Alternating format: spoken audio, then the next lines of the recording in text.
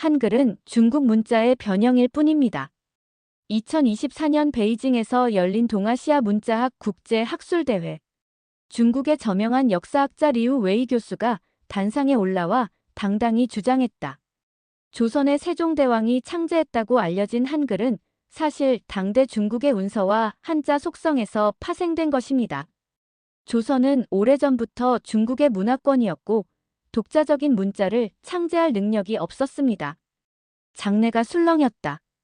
이 말을 듣던 제임스 맥콜리 교수는 어이없다는 듯 피식 웃었다. 정말 흥미로운 주장입니다. 하지만 학문적 근거가 부족해 보이는군요. 맥콜리 교수는 하버드대 동양학연구소 소속으로 동아시아 문자사의 정통한 서양 학자였다. 그는 손을 들고 발언을 요청했다. 한글이 중국 한자의 파생이라니 그렇다면 훈민정음 창제 과정에서 한자의 영향을 받은 기록이 남아있어야 합니다. 하지만 세종대왕과 집현전 학자들은 오히려 한자의 한계를 극복하기 위해 한글을 창제했다고 명확히 밝히고 있지요. 교수님의 주장은 사료적 근거가 부족해 보입니다. 장내가 조용해졌다. 그러자 리우 교수는 비웃듯 말했다. 그렇다면 한글의 기원이 완전히 독창적이라는 것을 입증해 보시지요. 아니면 조선이 한자 문화권에서 벗어났다고 증명해 보시든가요. 이 말에 맥콜리 교수의 눈빛이 빛났다. 그는 마이크를 단단히 쥐고 대답했다. 좋습니다. 그렇다면 지금부터 한글의 독창성과 조선의 학문적 발전을 입증해 보겠습니다. 이렇게 두 학자의 논쟁은 한글의 기원에서 시작해 한자의 기원과 고조선의 역사적 위상까지 확장되며 본격적으로 불타오르기 시작했다. 맥콜리 교수의 도전적인 태도에 리우 교수는 살짝 당황한 기색을 보였다. 하지만 곧 다시 여유로운 미소를 지으며 반박했다. 맥콜리 교수, 조선이 한자 문화권에 속해 있었다는 것은 부정할 수 없는 역사적 사실입니다. 심지어 조선의 과거 시험도 한자로만 치러졌죠. 조선 지식인들이 한자를 쓰면서도 새로운 문자를 창제했다. 너무나 모순된 주장 아닙니까? 몇몇 학자들이 고개를 끄덕였다. 하지만 맥콜리 교수는 흔들리지 않았다. 그 논리대로라면 한자를 사용한 모든 국가들이 한자를 그대로 받아들여야만 했겠지요. 하지만 실상은 그렇지 않았습니다. 일본은 한자를 기반으로 가나를 만들었고 베트남도 쯔놈이라는 독자적인 문자를 개발했습니다. 조선 역시 마찬가지로 한자를 보완할 수 있는 문자를 만들 필요성이 있었습니다. 그러나 한글은 단순한 보완책이 아니라 완전히 새로운 음소 문자 체계였다는 점에서 일본의 가나나 베트남의 쯔놈과는 차원이 다릅니다. 리우 교수는 한숨을 쉬며 고개를 저었다. 맥콜리 교수, 당신은 서양인이기 때문에 동아시아 역사에 대한 이해가 부족한 것 같습니다. 조선이 한자를 버리고 독자적인 문자를 만들었다는 주장은 지나치게 민족주의적인 해석입니다. 조선의 학자들이 세종대왕의 한글 창제에 반대했던 이유도 같은 맥락이지요. 그들은 조선이 중국의 문화적 질서에서 벗어나는 것을 우려했습니다. 맥콜리 교수는 웃으며 반문했다. 리우 교수, 지금 조선의 지식인들이 한글을 반대했다는 말을 하셨습니다. 그렇다면 오히려 그 사실이 조선이 한글을 독창적으로 창제했다는 증거가 되지 않을까요? 만약 한글이 한자에서 파생되었다면 왜 조선의 학자들이 한글을 반대했겠습니까? 한자에서 자연스럽게 발전한 문자라면 굳이 반대할 이유가 없었겠죠. 오히려 당시 학자들이 한글을 반대한 이유는 그것이 기존 한자 체계와 전혀 다른 새로운 문자였기 때문입니다. 장내는 다시 조용해졌다. 일부 학자들은 고개를 끄덕였고 몇몇은 메모를 하기 시작했다. 리우 교수도 잠시 말을 멈추고 생각에 잠긴 듯 했다. 이제 논쟁은 단순히 한글의 기원 문제에서 벗어나 조선이 과연 중국 문화의 종속국이었는지 아니면 독자적인 문화와 학문적 전통을 구축한 문명국이었는지를 두고 벌어지는 역사적 논쟁으로 발전하기 시작했다. 이 논쟁은 한자의 기원과 고조선의 역사적 위상까지 이어질 조짐을 보이고 있었다. 논쟁이 점점 깊어지는 가운데 학술대회 좌장이었던 일본의 다나카 교수가 입을 열었다. 두 분의 토론이 굉장히 흥미롭습니다. 하지만 저는 한 가지 궁금한 점이 있습니다. 리우 교수님의 주장대로라면 한글이 한자의 영향을 받아 단순 변형된 문자라면 왜 세계 언어학계에서는 한글을 가장 과학적인 문자라고 평가할까요? 맥콜리 교수는 이 기회를 놓치지 않았다. 좋은 질문입니다. 다나카 교수. 실제로 한글은 조합 원리와 의문 체계가 체계적으로 설계된 문자입니다. 이는 단순히 한자의 변형으로 만들어질 수 있는 방식이 아닙니다. 오히려 한글은 서양의 음소 문자와 비슷한 구조를 가지고 있죠. 15세기 동아시아에서 이렇게 혁신적인 문자를 만들었다는 것은 조선의 학문적 발전을 증명하는 것입니다. 리우 교수는 다시 반박했다. 하지만 한글이 만들어진 이유 자체가 문맹층을 위한 것이었습니다. 조선의 양반들은 한자를 사용했고 한글은 주로 여성이나 서민들이 쓴 글자였죠. 즉, 고급 학문을 위한 문자가 아니라는 점에서 독창성보다는 실용성을 강조한 문자일 뿐입니다. 맥콜리 교수는 고개를 저었다. 리우 교수님, 그것은 한글이 창제된 초기 상황을 단편적으로 해석한 것입니다. 한글이 창제된 직후 양반들이 반대했던 것은 사실이지만 세종대왕은 한글을 활용한 다양한 학문 연구를 진행했습니다. 또한 훈민정음 해례본을 보면 한글이 단순한 실용, 문자라기보다는 체계적인 언어학적 원리를 바탕으로 만들어졌다는 점을 알 수 있습니다. 게다가 오늘날 한글은 단순한 생활 문자가 아니라 한국의 공식 문자이자 수많은 학문적 연구가 이루어지고 있는 문자입니다. 단순한 실용 문자였다면 이렇게 발전할 수 있었을까요? 장내가 다시 술렁였다. 몇몇 서양 학자들이 고개를 끄덕이며 노트를 정리하고 있었다. 이때 맥콜리 교수는 결정적인 한 방을 날렸다. 그리고 한글이 과연 한자의 영향을 받은 문자라면 왜 한자 문화권이었던 일본이나 베트남에서는 비슷한 문자가 만들어지지 않았을까요? 일본의 가나는 한자의 일부를 변형한 것이지만 한글처럼 독립적인 음소 문자는 아니었습니다. 베트남의 쯔놈도 한자를 차용한 문자 체계였고요. 그런데 조선에서는 완전히 새로운 체계의 문자가 탄생했습니다. 이 차이를 설명할 수 있습니까? 리우 교수는 순간 말을 멈췄다. 그는 반박할 논리를 찾으려 했지만 쉽게 답을 내놓지 못했다. 이제 논쟁은 단순히 한글의 기원을 넘어 고조선과 조선의 학문적 독립성에 대한 이야기로 확장되고 있었다. 맥콜리 교수는 미소를 지으며 말했다. 사실 한글의 독창성을 증명하기 위해서는 단순히 문자만 볼 것이 아니라 조선이 독립적인 학문 전통을 가졌는지 살펴봐야 합니다. 조선이 단순한 중국의 속국이었는가? 아니면 독자적인 문명을 발전시킨 국가였는가? 이제 이 문제를 논의해 봅시다.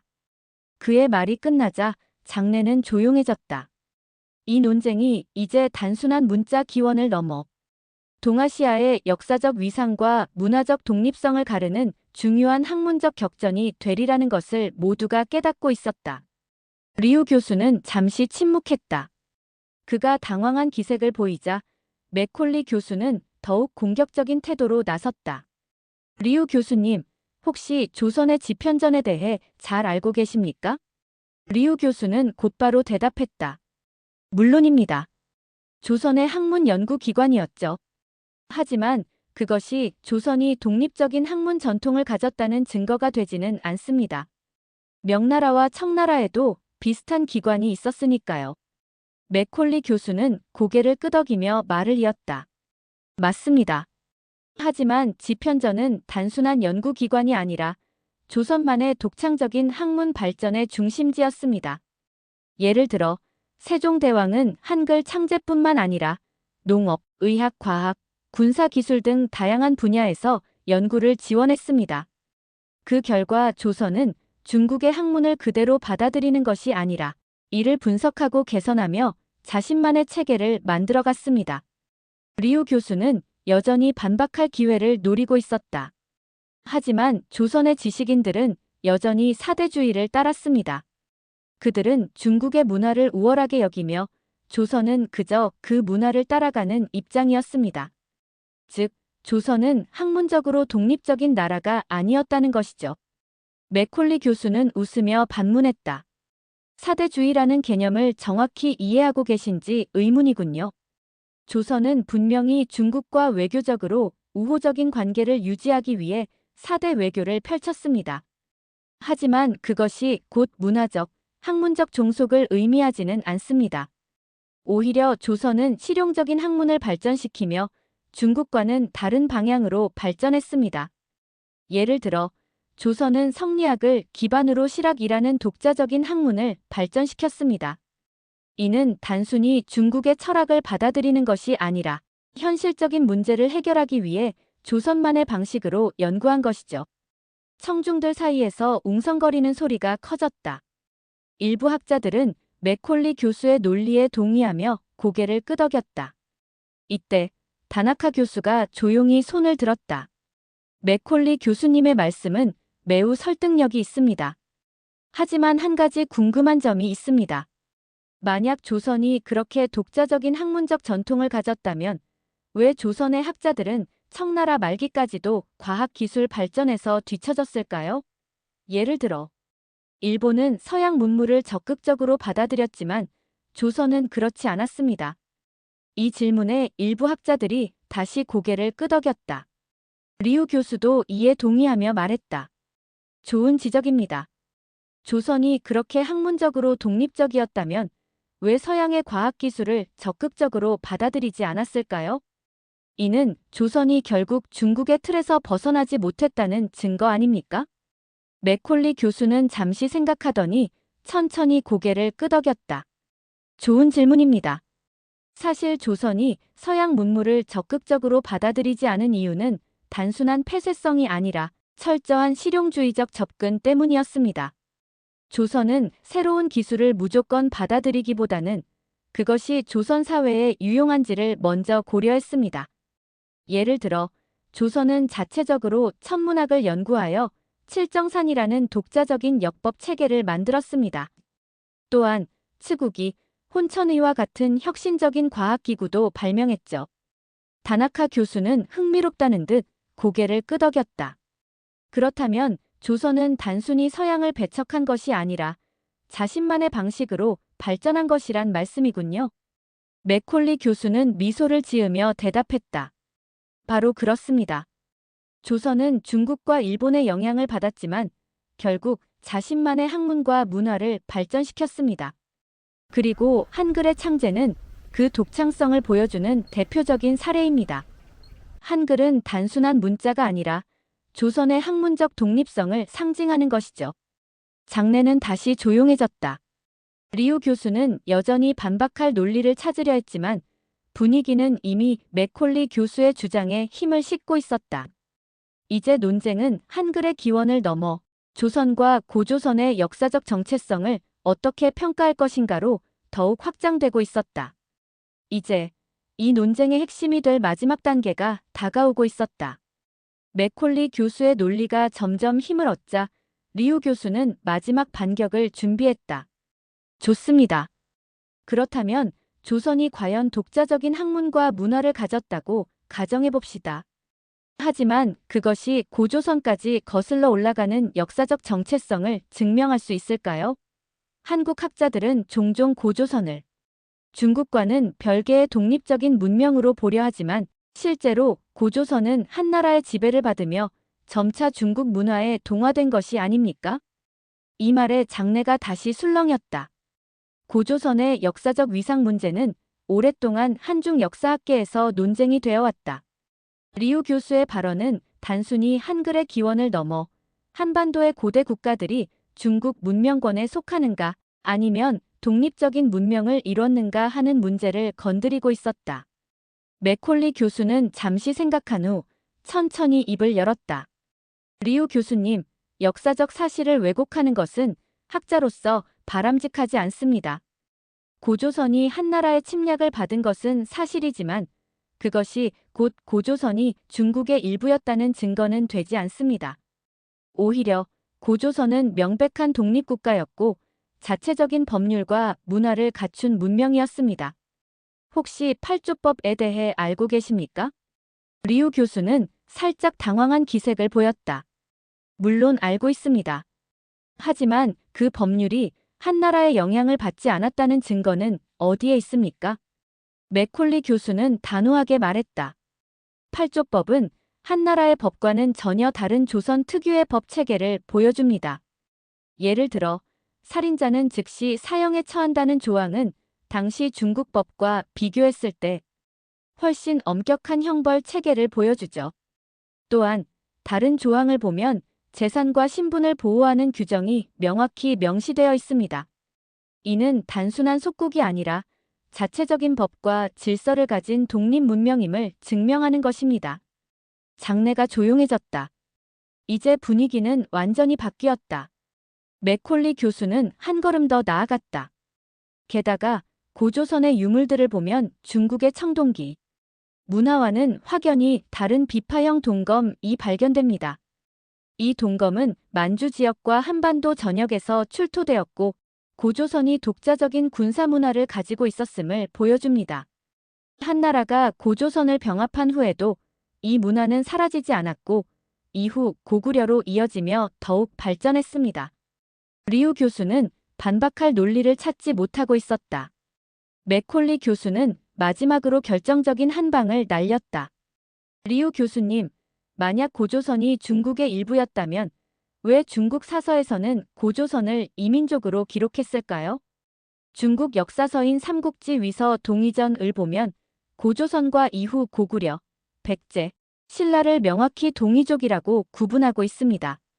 이는 당시 중국인들도 고조선을 중국의 일부가 아니라 완전히 독립된 문명권으로 인식했다는 것을 의미합니다. 장내는 숨죽인 채 이 논쟁을 지켜보고 있었다. 그리고 마침내 리우 교수는 한숨을 내쉬며 고개를 끄덕였다. 좋습니다. 맥콜리 교수님의 주장에 일리가 있군요. 저는 한글의 기원이 한자에서 비롯되었다고 믿었고 조선이 중국 문화권에 속해 있다고 생각했지만 오늘 논의를 통해 조선이 독자적인 학문과 문화를 발전시켰다는 점을 다시 생각하게 되었습니다. 좌중에서 작은 박수가 터져나왔다. 맥콜리 교수는 미소를 지으며 말했다. 역사는 하나의 관점에서만 볼 것이 아닙니다. 중요한 것은 서로 다른 시각을 인정하고 객관적 자료를 바탕으로 진실을 찾는 것 아닐까요? 그의 말에 많은 학자들이 공감하며 고개를 끄덕였다. 그리고 이 논쟁은 단순한 문자 기원 논쟁을 넘어 한국의 문화적 정체성과 역사적 위상을 국제적으로 인정받는 계기로 이어지고 있었다. 리우 교수는 난감한 표정을 지으며 입을 열었다. 맥콜리 교수님의 주장, 흥미롭습니다. 하지만 한 가지 의문이 남습니다. 조선과 고조선이 독자적인 문명권이었다는 점은 인정하더라도 결국 조선은 한자 문화권을 완전히 벗어나지 못했습니다. 그렇다면 한글이 창제된 이후에도 오랫동안 한자가 주류로 남아있었던 이유는 무엇입니까? 정말로 조선이 완전히 독립적인 문자를 원했다면 왜 즉시 한자로부터 완전히 벗어나지 못했을까요? 맥콜리 교수는 미소를 지었다. 좋은 질문입니다. 한글이 창제된 이후에도 한자가 오랫동안 사용된 이유는 단순한 문화적 종속 때문이 아니라 실용성의 문제 때문이었습니다. 당시 조선은 관료제 국가였고 행정 문서와 학문적 저술 대부분이 한자로 기록되어 있었습니다. 또한 국제 외교에서도 한자는 필수적인 도구였죠. 그렇다면 한글이 창제된 이유는 무엇일까요? 그는 잠시 청중을 둘러보며 말을 이었다. 바로 지식의 대중화입니다. 세종대왕은 지배층을 위한 문자가 아닌 백성들이 쉽게 배울 수 있는 문자를 만들고자 했습니다. 한글은 조선이 기존의 한자 문명과 결별하려는 것이 아니라 학문적 발전을 위한 도구로서 창제된 것이죠. 그리고 실제로 한글은 이후 조선 사회에 엄청난 변화를 가져왔습니다. 리우 교수는 고개를 끄덕이며 인정하는 듯 했다. 즉, 조선은 단순히 기존 문자를 대체하려는 것이 아니라 자신만의 문화를 확립하고 발전시키려 했다는 것이군요. 맥콜리 교수는 만족스럽게 웃으며 말했다. 바로 그렇습니다. 한글의 창제는 단순한 문자 혁명이 아니라 조선의 문화적 자주성을 나타내는 대표적인 사건이었습니다. 이제 논쟁은 마무리를 향해 가고 있었다. 학술대회가 끝나갈 무렵 좌장이었던 다나카 교수가 미소를 지으며 마무리 발언을 했다. 오늘 논쟁은 매우 의미 있는 토론이었습니다.